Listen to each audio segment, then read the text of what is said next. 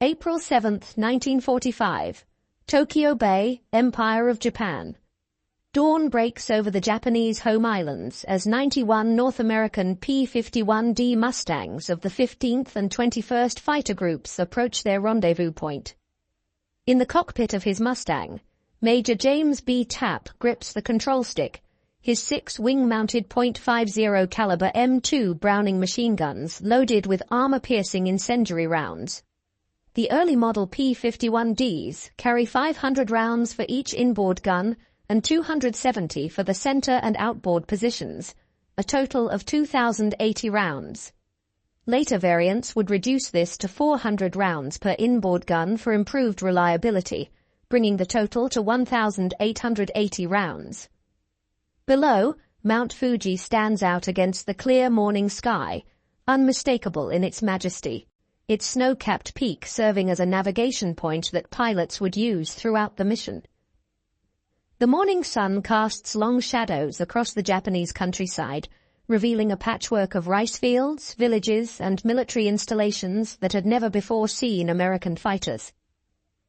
The mission is unprecedented. Escort B-29 superfortresses deep into the Japanese homeland from a base 750 miles away, a distance that military planners just 2 years earlier had deemed impossible for single-engine fighters.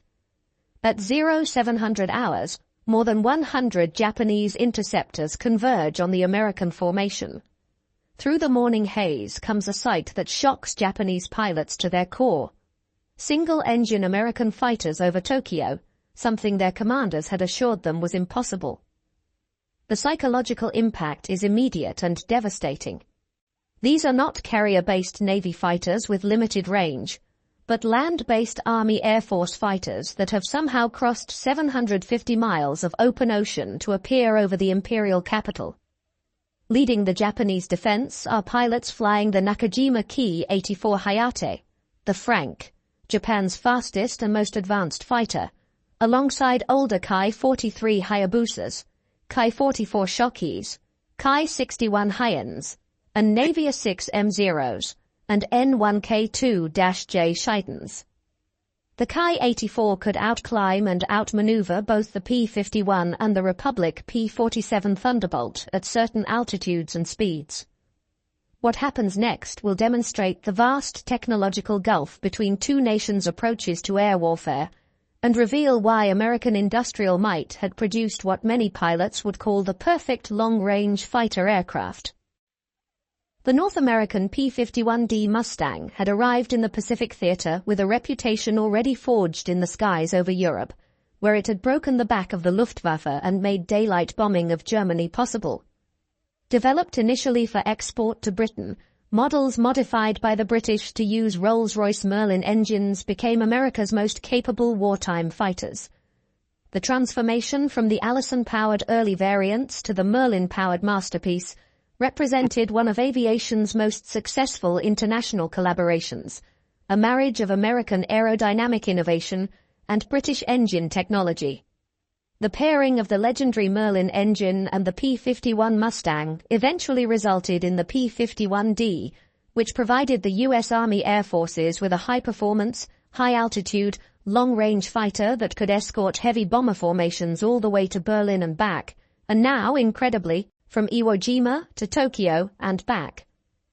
The Packard FIF 1650-7 engine, a license-built version of the Rolls-Royce Merlin 66, delivered 1,695 horsepower at takeoff with water injection, rising to 1,720 horsepower in emergency war power settings.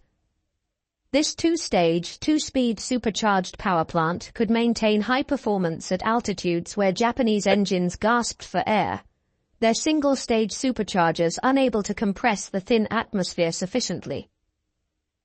The P-51D flew to a maximum speed of about 440 miles per hour at 25,000 feet, reached an operating ceiling of almost 42,000 feet, and was armed with 6 wing-mounted 0.50-inch M2 Browning machine guns. The mathematics of firepower were devastating and precisely calculated. 6 M2 Browning machine guns firing at 800 rounds per minute, Each meant the P-51D could deliver 4,800 rounds per minute of concentrated firepower, 80 rounds per second. Each armor-piercing incendiary round weighed 46 grams and traveled at 2,900 feet per second, delivering tremendous kinetic energy on impact, capable of penetrating aircraft armor, igniting fuel tanks, and destroying engines with just a few well-placed hits. By the end of 1944, 14 of the 15 fighter squadrons of the U.S. 8th Air Force in Europe were composed of Mustangs, a testament to the aircraft's superiority over all other available fighters. This massive production and deployment reflected American industrial capacity at its peak, with assembly lines running 24 hours a day, 7 days a week. North American Aviation's factories in Inglewood, California and Dallas, Texas, were producing P-51s at a rate that staggered the imagination. At peak production, a new Mustang rolled off the assembly line every hour. By war's end, 15,586 P-51s of all variants would be manufactured, with the D model alone accounting for 8,156 aircraft, more than Japan's total production of all fighter types in the last 2 years of the war combined. The very long-range capability that brought Mustangs to Tokyo represented a revolution in fighter operations that changed the fundamental mathematics of air warfare. With dual 110-gallon drop tanks, Mustangs could fly round trips of 1,500 statute miles as a matter of routine, though pilots would push this to 1,600 miles when necessary. This was equivalent to flying from Los Angeles to Little Rock, Arkansas, entirely over water in a single-engine aircraft with no alternate landing sites except the ocean. The key to this achievement lay in the Merlin engine's exceptional fuel efficiency at cruise settings, consuming just 65 gallons per hour at economical cruise, combined with the P-51's laminar flow wing design that reduced drag by 35% compared to conventional airfoils. The laminar flow wing, developed by North American's aerodynamicist Edgar Schmood, maintained smooth airflow over a greater percentage of the wing surface, delaying the transition to turbulent flow and dramatically reducing parasitic drag. Standing in stark contrast was the Nakajima Ki-84 Hayate, which entered operational service with the Imperial Japanese Army Air Service in June 1944, too late and in too few numbers to affect the war's outcome. Named Gale and designated by the Allies as Frank, this fighter represented Japan's desperate attempt to match American technological superiority with what resources remained to the embattled empire. The Ki-84 is generally considered the best Japanese fighter to operate in large numbers during the conflict. Though large numbers was relative, what Japan considered mass production, America would consider prototype runs. The aircraft boasted high speed and excellent maneuverability, with an armament of up to 230mm HO-155 cannons and 220mm HO-5 cannons that gave it formidable firepower, on paper. The reality was more complex. The 30mm cannons carried only 50 rounds per gun, the 20mm cannons just 150 rounds per gun, giving a total ammunition load of just 400 rounds compared to the Mustang's 1,880 to 2,080 rounds. On paper, the Ki-84 appeared competitive, even superior in some respects. It was powered by the Nakajima Ha-45 Homar 18-cylinder radial engine, a complex piece of machinery with fuel injection and a single-stage 2-speed supercharger, using water methanol injection to aid the supercharger in giving the Ki-84 a rated 2,000 horsepower at takeoff. Initial testing showed promise, with prototypes reaching 387 miles per hour in level flight, and later claims of up to 427 miles per hour under ideal conditions with high-octane fuel and perfect engine tuning. However, the reality of late-war Japanese production told a dramatically different story, one of declining quality, desperate improvisation, and systemic failure. Pilots and crews in the field learned to take care with the plane's high-maintenance Nakajima Homar engine and landing gear, prone to buckling at the worst possible moments. The HAMA engine, while theoretically powerful and advanced, suffered from chronic reliability problems that worsened as quality control collapsed. The engine required precise tolerances that Japanese factories, under constant B-29 bombardment and lacking quality steel and aluminum, could no longer maintain. Many landing gear units were compromised by the poor quality heat treatment of late-war Japanese steel, often containing impurities that made proper hardening impossible. As a result, many Hayates suffered strut collapses on landing, writing off aircraft that Japan could not afford to lose and killing pilots that took months to train. The disparity in production quality reflected the broader industrial crisis facing Japan, a nation that had gambled everything on a short war and lost. While American factories maintained consistent quality standards despite massive production volumes, actually improving quality as production techniques were refined, Japanese manufacturing deteriorated precipitously. Progressive deterioration in quality control meant that pilots never knew how individual aircraft would perform, whether the brakes would work, whether the engine would hold together at high power settings, and even whether they would be able to climb high enough to intercept B-29 superfortresses cruising at 30,000 feet. By 1945, Japan had produced only 3,514 Ki-84s total, and many of these were grounded due to lack of spare parts, fuel, or qualified pilots.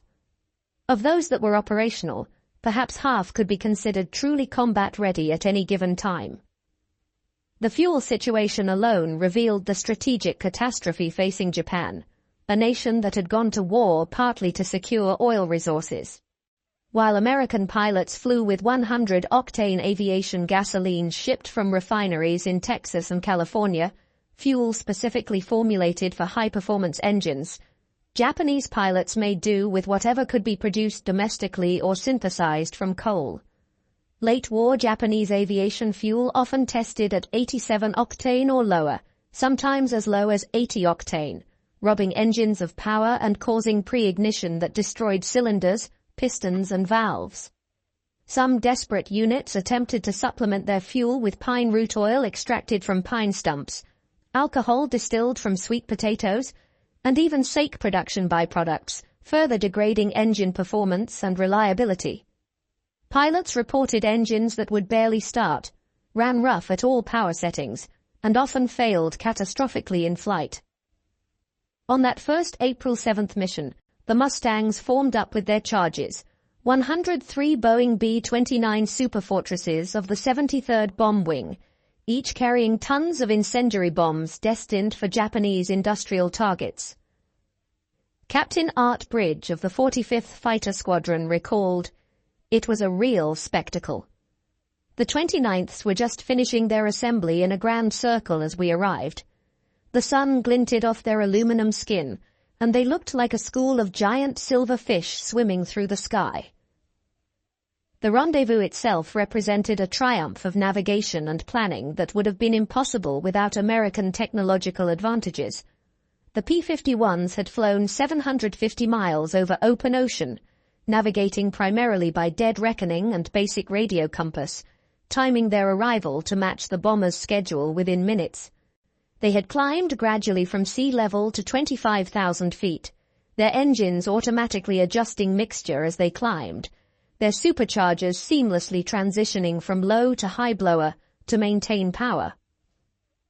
Crossing the coast of Honshu, the P-51 pilots dropped their 110-gallon auxiliary wing tanks as they began to spot the first head-on feints from a force of more than 100 Japanese interceptors scrambling from multiple airfields around Tokyo. The silver drop tanks tumbled earthward, glinting in the morning sun, some exploding as they hit the ground, others bouncing across rice paddies. The Japanese pilots, flying a mixed force of Ki-84s, Ki-43s, Ki-44s, Ki-61s, and Navy fighters, including Zeros and the new N-1K2J Shiden Kai, experienced their first shock. These were not Navy carrier fighters with limited range, but land-based fighters that had somehow reached the homeland from bases they knew were impossibly distant. Flight Sergeant Takeo Tanimizu, flying a Ki-84 with the 56th Sentai, later recalled his disbelief. When we were scrambled, we were told enemy fighters were approaching Tokyo. We thought it must be a mistake. Perhaps they meant enemy bombers. When I saw the Mustangs with my own eyes, I thought I was dreaming. It was impossible. Our commanders had assured us that no American fighter could reach Japan from their island bases. Yet there they were, dozens of them, flying as if they owned our sky. In that moment, I knew the war was truly lost. Major James B. Tapp, later to become an ace with 8 confirmed victories, was one of the first Mustang pilots to tear into a formation of Japanese fighters. His combat report, written hours after the mission, described the engagement with clinical precision. They came at us in the traditional 3-plane Shotai formation, but their coordination was poor. The flight leader would commit to an attack, but his wingmen often failed to follow through. They seemed hesitant, perhaps low on fuel or ammunition, or simply inexperienced. We dove through them with a 100-mile-per-hour speed advantage, fired quick bursts, and Zoom climbed back to altitude before they could react. This breakdown in Japanese tactical coordination reflected the crisis in pilot training that had reached catastrophic proportions. By 1945, most experienced Japanese pilots were dead, killed over the Solomons, New Guinea, the Philippines, or in the Marianas Turkey Shoot. Replacements received as little as 50 hours of flight training before being thrown into combat, compared to the 600 hours American pilots received before deploying to combat theaters. When the smoke cleared and the Mustangs returned to their Iwo Jima base, the Sunsetters of 7th Fighter Command were credited with 26 Japanese planes destroyed, 1 probable and 5 damaged, at a cost of 2 P-51s and 1 pilot. The 13-to-1 kill ratio on this first mission would only improve as American pilots gained experience over Japan, and Japanese pilot quality continued to deteriorate. Within weeks, kill ratios of 20-to-1 or even 30-to-1 would become common, reflecting not just American superiority, but Japanese desperation. The performance differential between the aircraft became starkly apparent in combat, particularly in the vertical dimension where air combat was increasingly fought. The P-51D's superiority was particularly evident above 20,000 feet, the altitude where most interceptions took place. At these altitudes, the Merlin engine's 2-stage supercharger maintained sea-level power while Japanese engines struggled for breath. The first stage compressed the thin air, cooled it through an intercooler, then fed it to the second stage for further compression, delivering dense, oxygen-rich air to the cylinders. The Ki-84's single-stage supercharger, lacking an intercooler and second stage, caused power to drop off dramatically above 20,000 feet, reducing its speed advantage and climb rate precisely where most interceptions occurred. At 30,000 feet, the Ki-84 could barely maintain 350 miles per hour, while the P-51D could still achieve 420 miles per hour. Lieutenant Jerry Yellin of the 78th Fighter Squadron, who would fly the last combat mission of the war on August 14, 1945, August 15 in Japan, described a typical engagement with vivid detail. We'd spot them climbing up to meet us, leaving dark exhaust trails as they firewalled their throttles, but by 25,000 feet they were wallowing like fish out of water. Their engines were smoking, probably running too rich because their superchargers couldn't provide enough air. We'd dive through their formation with our 650s blazing, the tracers looking like laser beams, and they simply couldn't match our speed in the dive or our zoom climb afterward. Our Merlins would sing as we pulled up, G-forces crushing us into our seats, while their radials would cough and sputter, struggling to maintain power. The P-51D could dive at speeds approaching 500 miles per hour while maintaining control authority, its laminar flow wings remaining effective even in the transonic regime, whereas Japanese fighters often experienced control reversal or structural failure at speeds above 400 miles per hour in a dive, their control surfaces blanking out or their wings simply tearing off. The contrast in pilot quality was devastating and grew worse with each passing day. American pilots arriving at Iwo Jima typically had 400 to 600 hours of flight time, including 100-plus hours in type, dozens of hours of gunnery practice, and extensive combat training against experienced instructors flying captured enemy aircraft or accurate simulations. They had practiced formation flying until it was second nature, instrument navigation in all weather conditions, deflection shooting at towed targets, and combat tactics developed from 3 years of air warfare experience. Japanese pilots in 1945 often had less than 100 hours total time, sometimes as little as 30 hours, with minimal gunnery practice due to ammunition shortages, no instrument training, and combat tactics learned from manuals rather than experienced instructors who were all dead or flying combat missions themselves. The navigation challenge alone separated the capable from the doomed, the living from the soon-to-be dead. Flying single-engine fighters on 1,500-mile round trips over a vast ocean with minimal navigation aids required a confidence born of experience and trust in both machine and support systems. American pilots flew with detailed weather briefings compiled from submarine weather reports and reconnaissance flights, accurate maps updated from photo reconnaissance, and functioning instruments manufactured to precise specifications. They had rescue submarines stationed along their route, Lifeguard League submarines that saved dozens of downed airmen and could rely on Dumbo PBY Catalina flying boats to rescue them if forced down. Japanese pilots increasingly flew with outdated maps that didn't show recent bomb damage, unreliable compasses that hadn't been properly swung, and no hope of rescue if downed over water. Their life rafts, if they had them at all, often leaked, and their emergency rations had usually been consumed during food shortages on the ground.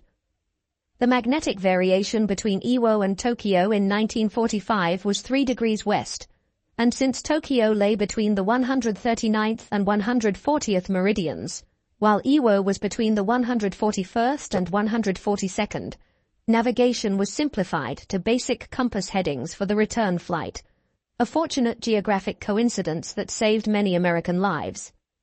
This geographic coincidence proved crucial when weather deteriorated, or pilots became disoriented in combat, their compasses spinning wildly as they maneuvered. A pilot could simply fly south-southeast, and know he would eventually see Iwo Jima's distinctive Mount Suribachi rising from the ocean, assuming he had enough fuel. The logistics supporting each force revealed the true nature of the Pacific Air War, a contest between American abundance and Japanese scarcity.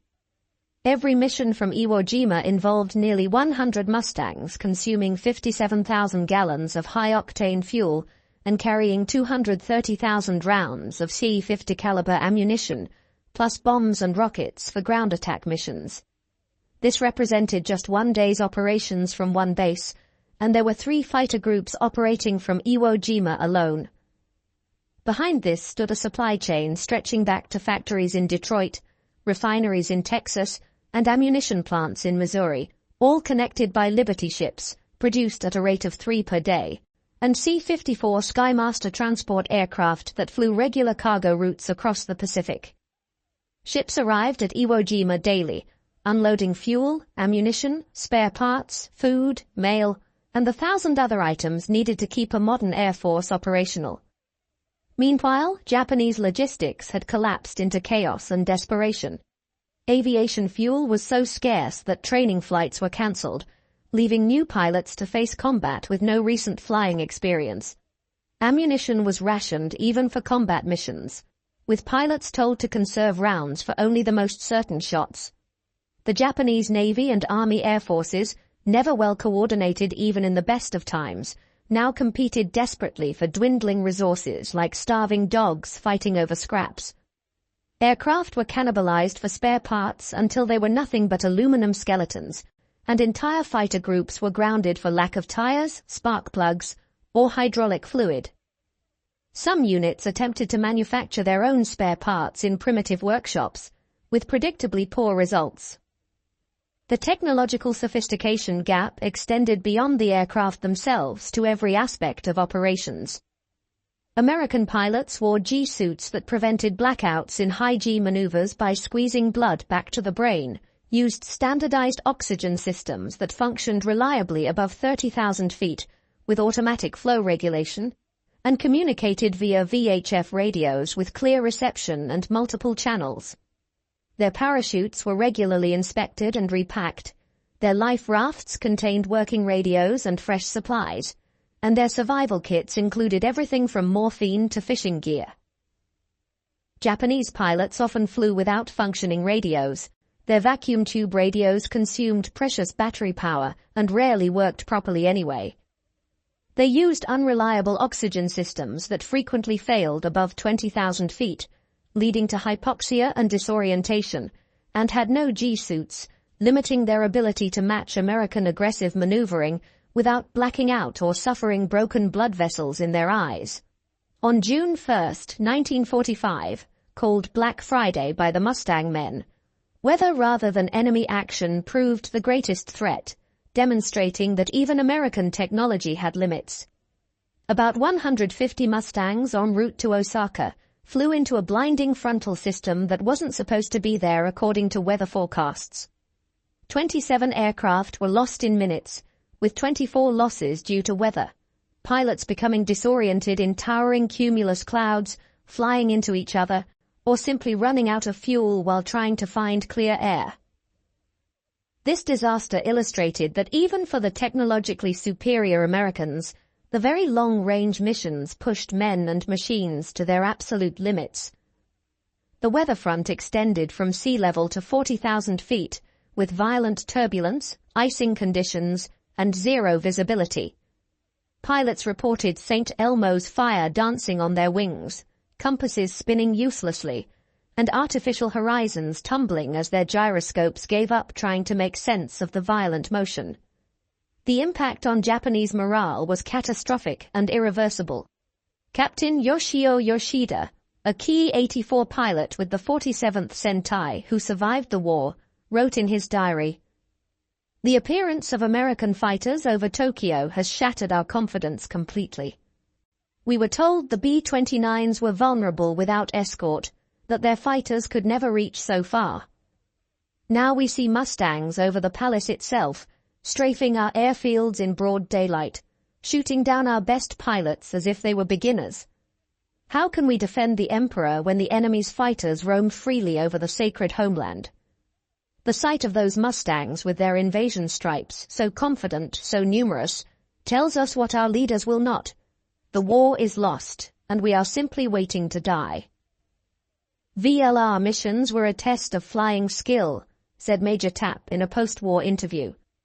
Battling Japanese fighter pilots caused your adrenaline to flow, but getting from point A to point B was the hardest part. The ocean was endless, featureless, hypnotic. You'd check your compass constantly, wondering if it was wrong, if you'd somehow gotten turned around. The physical and mental strain was enormous and cumulative. Pilots stayed strapped into their cockpits for 8 hours or more, unable to stand, unable to stretch, unable to relieve themselves except into a relief tube that often froze at altitude. They dealt with cramping legs that felt like they were being stabbed with needles, numb buttocks that made them wonder if they'd ever walk again, and the constant anxiety of flying a single-engine aircraft over vast stretches of empty ocean where one mechanical failure meant almost certain death. The Mustang's cockpit ergonomics, refined through 3 years of combat experience and thousands of pilot reports, proved superior to Japanese designs in every measurable way. The P-51D featured a bubble canopy providing 360-degree visibility. Pilots could actually look behind them by turning their heads, a life-saving capability in combat. The seat was fully adjustable for pilots of different heights. The rudder pedals could be moved to accommodate different leg lengths, and controls were positioned for minimum pilot fatigue during long missions. The instrument panel was logically arranged with the most important instruments, airspeed, altitude, engine gauges, directly in the pilot's line of sight. The Ki-84's cockpit, while an improvement over earlier Japanese fighters like the Zero, still suffered from poor visibility to the rear, due to structural members and the fuel tank behind the pilot's head, awkwardly placed controls that required pilots to take their hands off the stick at critical moments, and instruments that were difficult to read in combat conditions, especially when pulling Gs or when vibration from the engine made everything blur. Armament differences proved decisive in combat outcomes, often determining who lived and who died in the split-second encounters that characterized air combat. The P-51D's 6.50 caliber machine guns, while seemingly less impressive than the Ki-84's mixed cannon armament, offered crucial advantages that combat experience had proven decisive. The American guns were extraordinarily reliable, with stoppage rates below 1% when properly maintained, which they always were thanks to dedicated armament specialists. They carried far more ammunition, 1,880 to 2,080 rounds total compared to the Ki-84's 400 rounds for its cannon and machine guns combined. This meant American pilots could afford to take ranging shots, could engage multiple targets, and didn't have to worry about running out of ammunition after a few seconds of firing.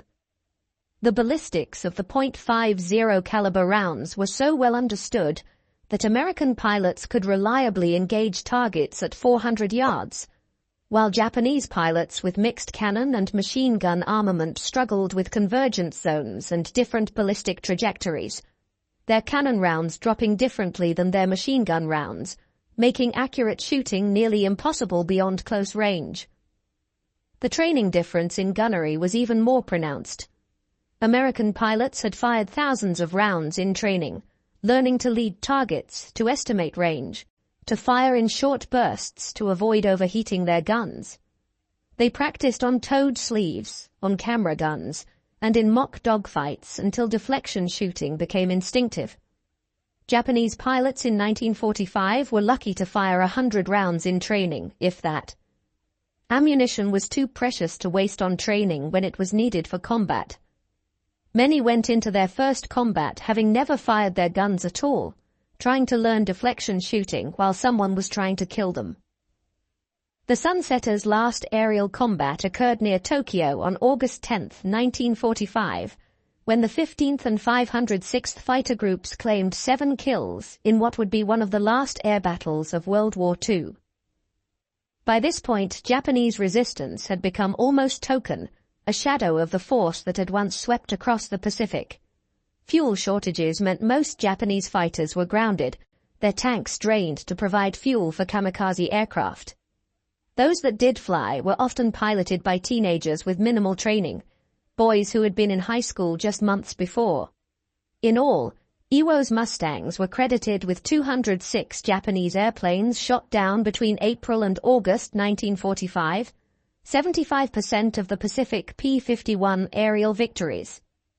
The actual number was probably higher, as many Japanese aircraft shot down over Japan were never confirmed, their wreckage lost in forests or urban areas. The strategic impact extended far beyond aerial victories to reshape the entire Pacific War. The presence of P-51s over Japan meant B-29s could bomb in daylight with greater accuracy, systematically destroying Japan's industrial infrastructure. Japanese industrial production, already crippled by material shortages, and B-29 night raids, ground to a halt under precision daylight bombing. The psychological effect was equally devastating. Japanese civilians could see American fighters strafing airfields in broad daylight, shooting up trains, attacking shipping in Tokyo Bay, making clear that Japan had lost control of its own airspace. The myth of the divine wind that would protect Japan was shattered when American fighters flew over the Imperial Palace itself. Lieutenant Colonel John R. Morgan of the 457th Fighter Squadron conducted several photo reconnaissance missions over Japan in a specially modified P-51D with cameras in place of guns. His reports revealed the extent of Japanese aviation collapse. We'd fly over airfields that intelligence said had hundreds of aircraft. We'd find maybe a dozen flyable planes. The rest were derelicts. No engines, no propellers, some just shells cannibalized for parts. They'd push wrecks around to make it look like they had more operational aircraft for our photo interpreters, but we could tell the difference between a real airplane and a hulk. Some airfields had fake wooden aircraft, complete with painted markings, trying to draw our attacks away from real planes hidden in revetments or under camouflage. The industrial mathematics were irrefutable and told the story of the war in stark numbers. The United States produced 15,586 P-51s of all variants during the war, more than Japan's total production of all aircraft types in 1944 and 1945 combined. Japan managed to produce approximately 3,500 Ki-84s, but many were destroyed on the ground by B-29 raids and carrier strikes, lost in training accidents due to poor quality control, or grounded for lack of parts. American production lines were hitting their stride just as Japanese production collapsed. North American Aviation alone was producing 20 P-51s per day at peak production, more than Japan produced Ki-84s in a month.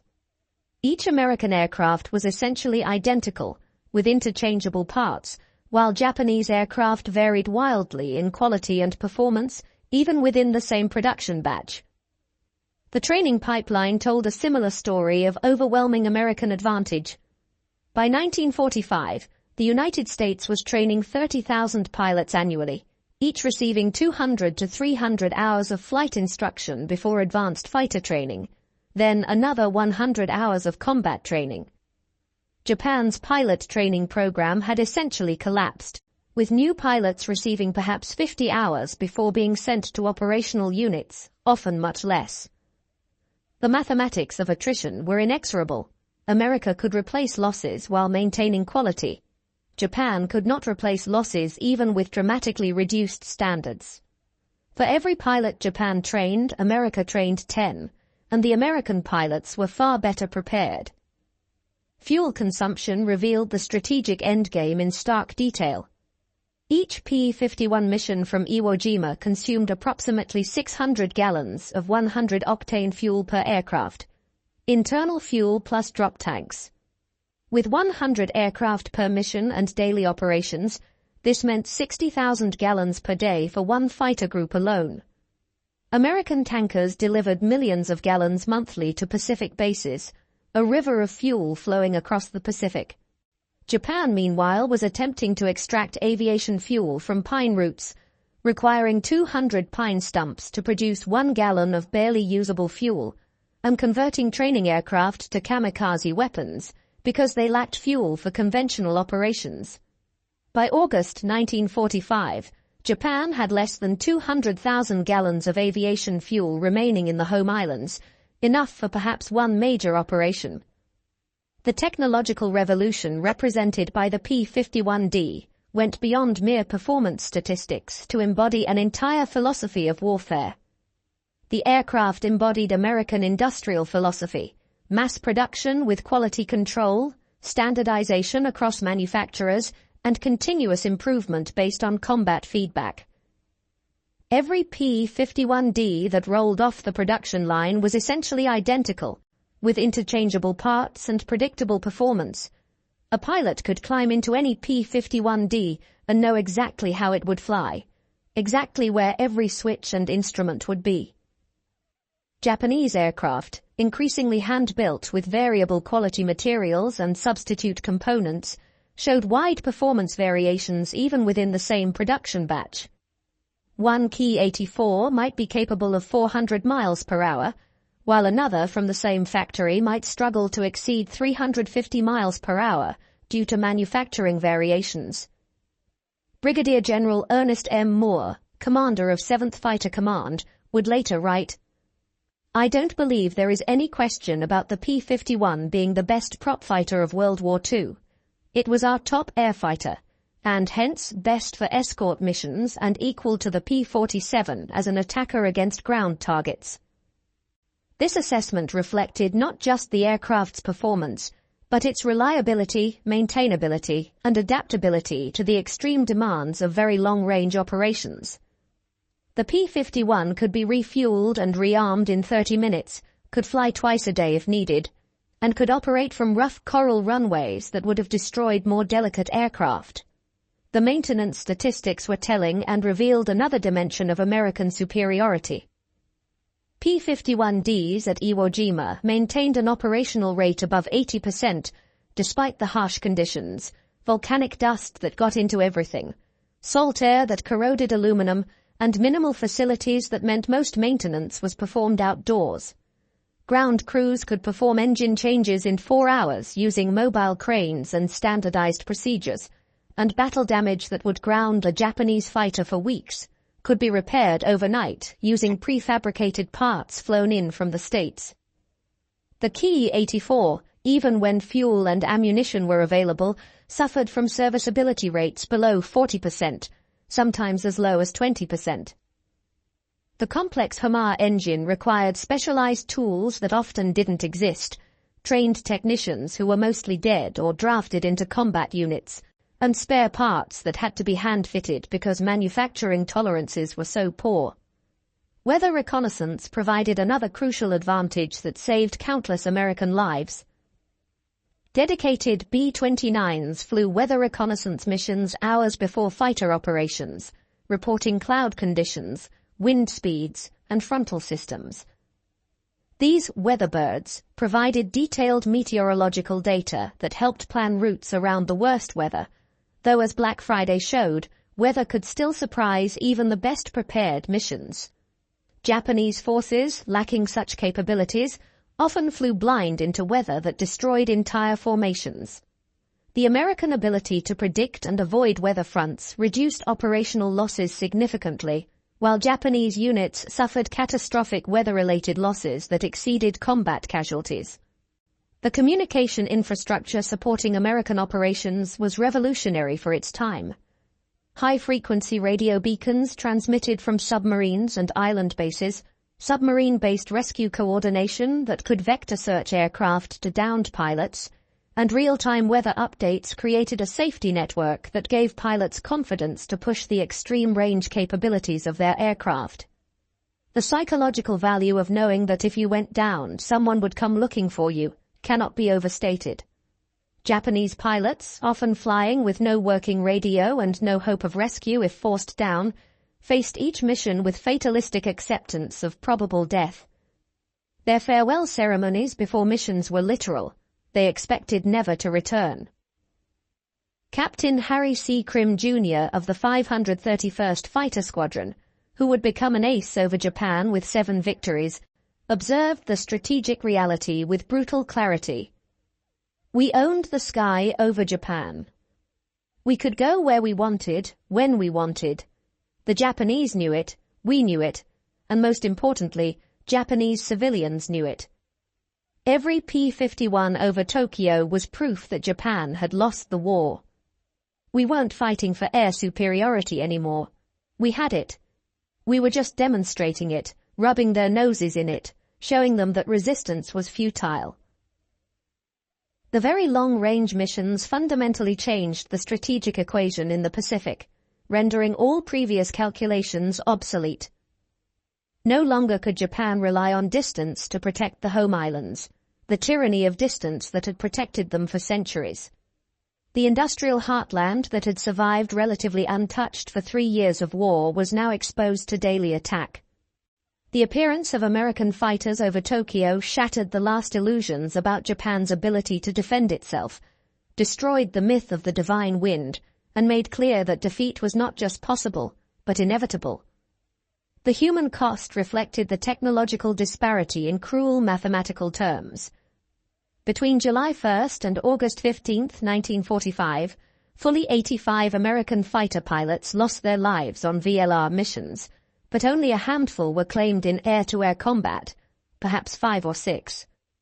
Most losses were operational: weather, mechanical failure, navigation errors, or simple exhaustion causing pilots to make fatal mistakes. Japanese pilot losses in the same period numbered in the hundreds, perhaps over 1,000, with entire squadrons eliminated in futile attempts to intercept American formations. The 47th Sentai, which had started April with 40 operational pilots, had just 3 remaining by August. The 244th Sentai was completely destroyed, reformed with new pilots, and destroyed again. The last dogfights over Japan revealed the final collapse of Japanese air power as an organized force. On August 14, 1945, August 15 in Japan due to the international dateline, Lieutenant Jerry Yellin flew what would be the last combat mission of the war.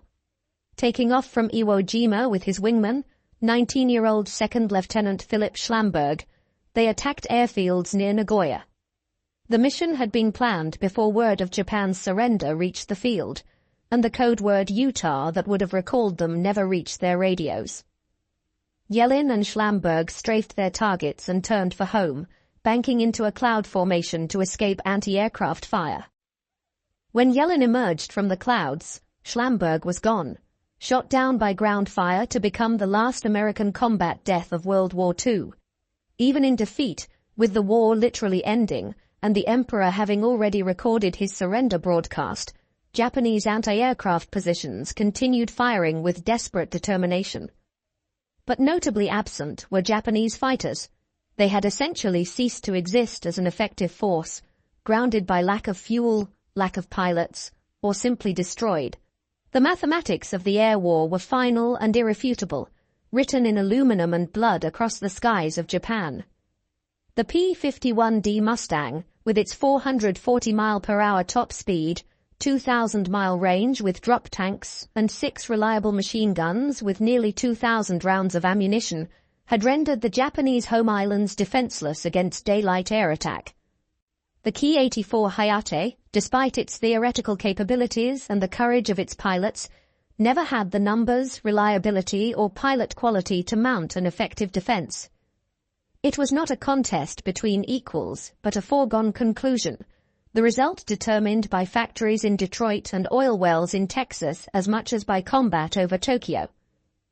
American industrial might, expressed through the magnificent P-51 Mustang, had achieved what naval blockade and island hopping could not: the complete elimination of Japan's ability to defend its airspace.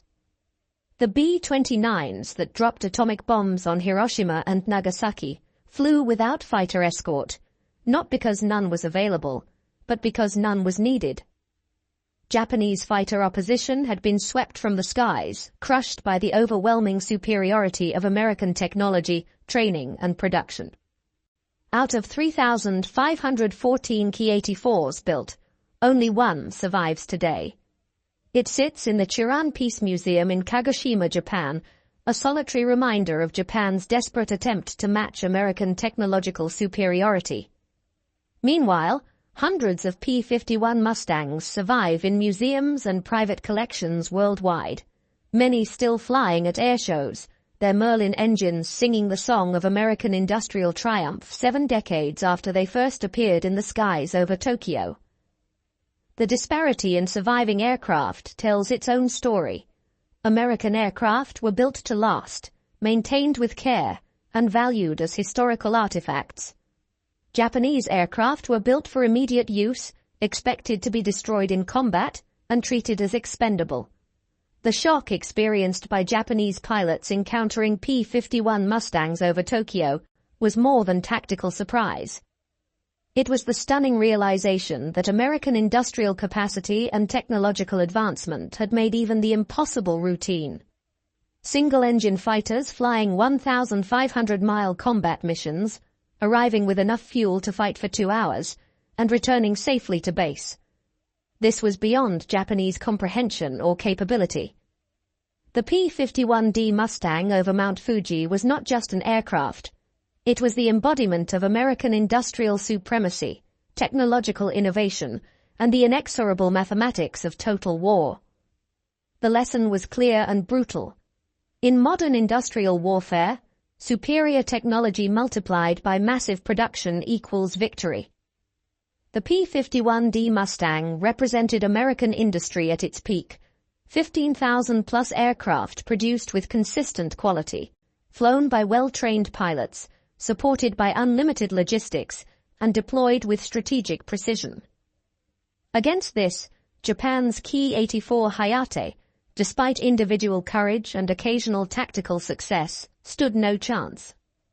The shock of American fighters over Tokyo was ultimately the shock of mathematical reality. A reality that ended with atomic bombs over Hiroshima and Nagasaki, delivered by B-29s that no longer needed fighter escort because Japanese air power had ceased to exist. The Mustangs had done their job with ruthless efficiency. They had proven that distance was no defense, that industrial might trumped warrior spirit, and that technological superiority, properly applied, was insurmountable. The Japanese pilots who faced them in those final months learned the hardest lesson of modern warfare. Courage alone cannot overcome the mathematics of industrial production, technological advancement, and logistical supremacy. The P-51D Mustang over Tokyo was proof that the age of the samurai had ended, replaced by the age of the production line, the supercharger, and the very long-range fighter escort. The divine wind had been conquered by science, the warrior spirit broken by industrial might, and the empire of the rising sun overshadowed by wings of aluminum and engines of steel.